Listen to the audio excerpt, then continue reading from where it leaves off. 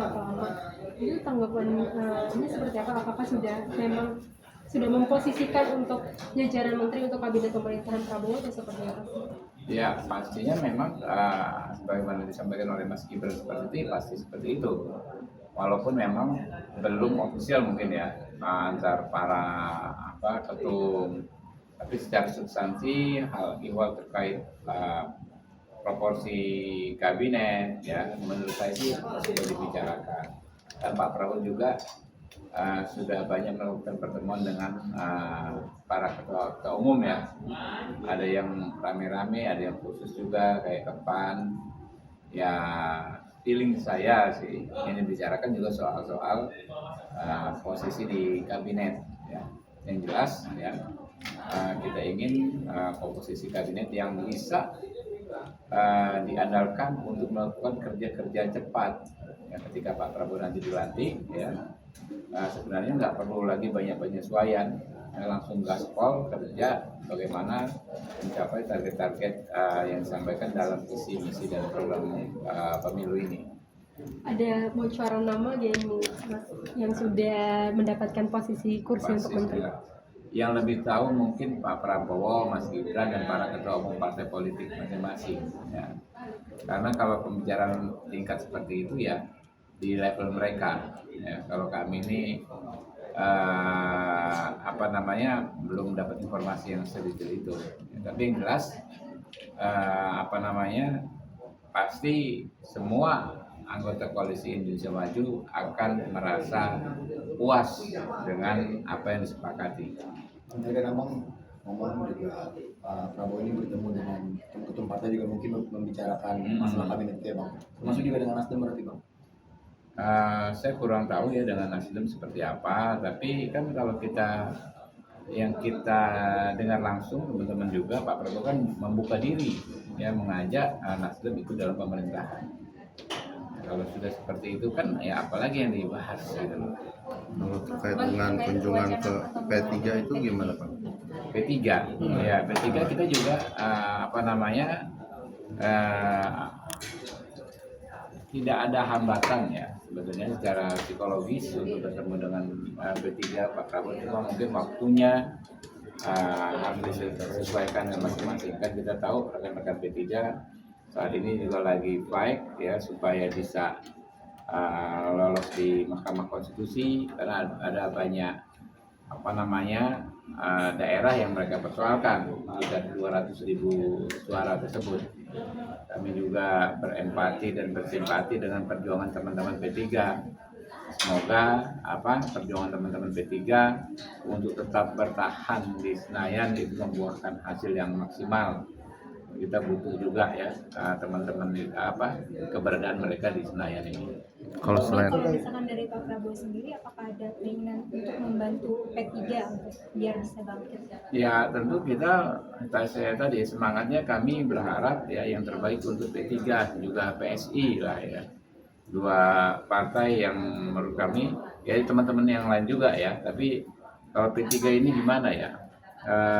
Kebanyakan teman-teman di sini juga yang di parlemen bukan hanya pimpinan partai ya, berharap mereka juga bisa selamat karena itu kan partai lama ya. Kalau diantara kami ngomong itu kan partai bapak kita gitu kan, yang para politisi bahkan ketika partai bapak kita. Tapi bentuk bantuannya seperti apa kami nggak ngerti juga yang bisa kami lakukan ya. Ini cukup kalau secara teknis seperti apa kami juga belum tahu ya. Berarti ada keinginan kuat dari Pak Prabowo untuk merangkul P3 gitu ya? Oh ya tentu, kalau itu pasti ya. Pak Prabowo sangat ingin merangkul semua pihak ya, termasuk P3. PKS Bang kemarin kan juga. Iya juga dong. Loh, PKS coba cek ke rekan-rekan PKS, apakah ada masalah dengan kami ya, dengan Gerindra dengan Pak Prabowo ya. Sepertinya tidak ada masalah. Dan Partai Gerindra adalah partai yang tidak memiliki hambatan dengan partai politik manapun. Tidak ada satu partai pun yang kita antikan istilahnya. Kok kami anti dengan partai ini, nggak ada.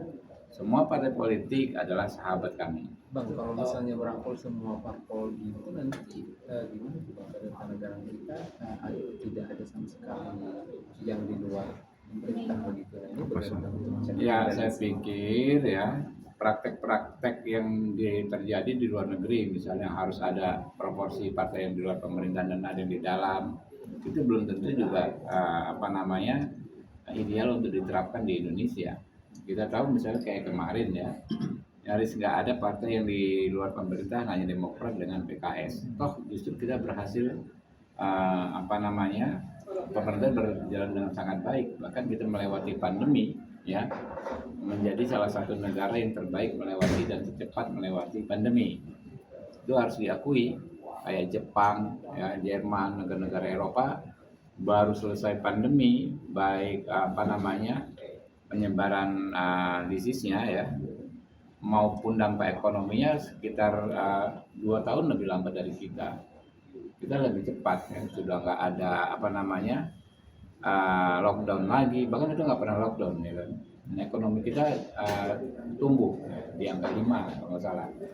Jadi itulah bentuk konkret betapa praktek bahwa kita memang mengedepankan musyawarah, kebersamaan itu ternyata lebih ideal daripada kita selalu gontok-gontokan. Check and balance bagaimana? Kan teman-teman tahu ya, check and balance itu dengan institusi yang ada, misalnya legislatif, DPR. Kan kita selama ini aktif mengawasi pemerintahan. Coba cek teman-teman nih ya, terutama yang ngepost di DPR kan paham. Teman-teman dari partai koalisi pendukung pemerintah seringkali kan tetap bersikap kritis terhadap menteri dari partai yang sama.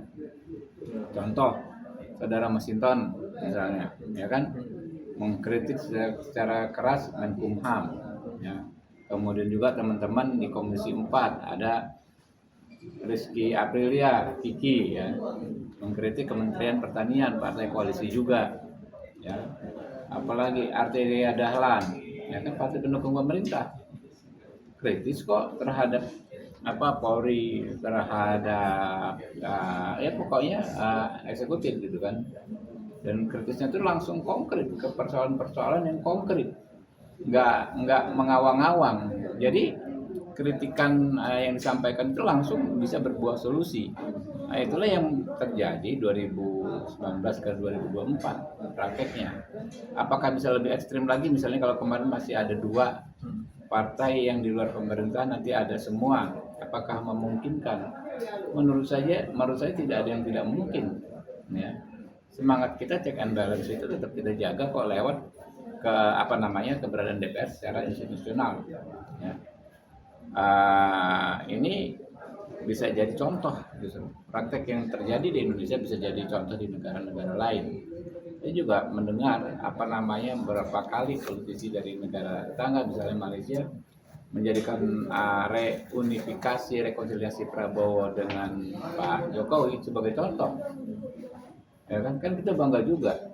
Saya juga banyak bergaul ya dengan teman-teman kalau kunjungan kerja ke luar negeri, ke parlemen di luar negeri, mereka juga banyak